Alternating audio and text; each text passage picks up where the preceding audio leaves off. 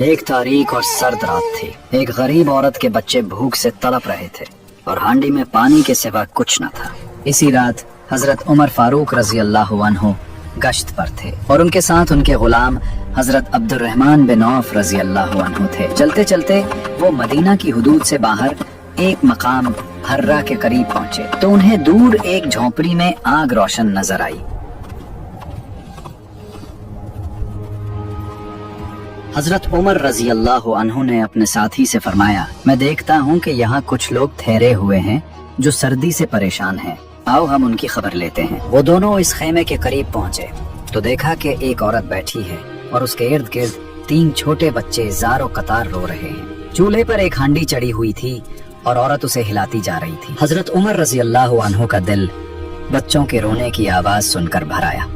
وہ تھوڑا قریب گئے اور پوچھا, اللہ کی بندی, یہ بچے کیوں رو رہے ہیں؟ بوڑھی اماں نے بولا, بھوک کے مارے بلک رہے ہیں. حضرت عمر, میں دیکھ رہا ہوں کہ تم کب سے ہانڈی چڑھا کر بیٹھی ہو, یہ کھانا کب تیار ہوگا؟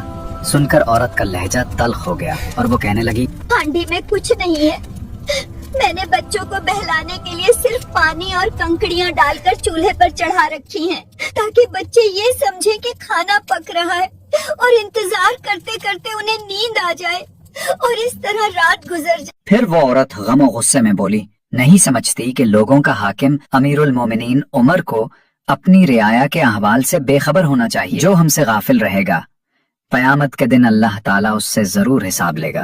یہ سن کر حضرت عمر فاروق رضی اللہ عنہ کا رنگ فک ہو گیا, ان کے رونگٹے کھڑے ہو گئے اور وہ لرز کر بولے, عمر کو تمہارے حال کی کیا خبر؟ اماں نے بولا, ہمارا حکمران ہو کر وہ ہم سے غافل رہے گا؟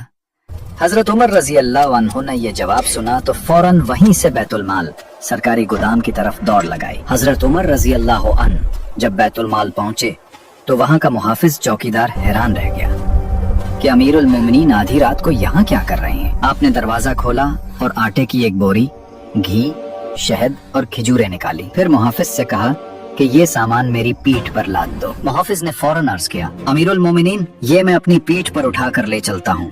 حضرت عمر رضی اللہ عنہ کا تاریخی جواب تھا, کیا قیامت کے دن تم میرا بوجھ اٹھاؤ گے؟ میرے گناہوں کا بوجھ میرے اوپر رہنے دو. یہ فرما کر حضرت عمر رضی اللہ عنہ نے سارا سامان خود اپنی پیٹھ پر لاد لیا اور تیزی سے اس خیمے کی طرف چل پڑے. جب آپ واپس خیمے میں پہنچے تو خود چولہے کے پاس بیٹھ گئے, اپنے مبارک ہاتھوں سے آٹا گوندھا, کھانا تیار کیا اور اس میں گھی اور شہد ملا کر گرم کیا. جب کھانا تیار ہو گیا تو حضرت عمر رضی اللہ عنہ نے اپنے ہاتھ سے ایک ایک بچے کو پیٹ بھر کر کھلایا. کھانے کے بعد بچے بہت خوش ہوئے اور ہنستے کھیلتے سو گئے. یہ منظر دیکھ کر عورت نے خوشی اور شرمندگی کے ملے جلے جذبات سے کہا, اللہ کی قسم, امیر المومنین ہونے کے قابل تو آپ ہی, آپ عمر سے بھی زیادہ اچھے انسان ہیں. یہ سن کر حضرت عمر رضی اللہ عنہ نے اسے تسلی دی, سامان خیمے میں رکھوایا اور وہاں سے رخصت ہونے لگے. ساتھ ہی وہ یہ کہہ رہے تھے, اے عمر, اب تمہیں کوئی کچھ نہیں کہے گا. اس وقت تک عورت نہیں جانتی تھی کہ اس کی خدمت کرنے والا خود امیر المؤمنین حضرت عمر فاروق رضی اللہ عنہ ہے. آپ کے رخصت ہونے کے بعد آپ کے ساتھی نے عورت کو بتایا کہ تم جس شخص کو کوس رہی تھی اور جس نے تمہاری خدمت کی ہے وہ خود امیر المؤمنین حضرت عمر فاروق رضی اللہ عنہ تھے. پیارے ویورز, حضرت عمر رضی اللہ عنہ کے احساس ذمہ داری کا ایک عظیم ترین ثبوت ہے.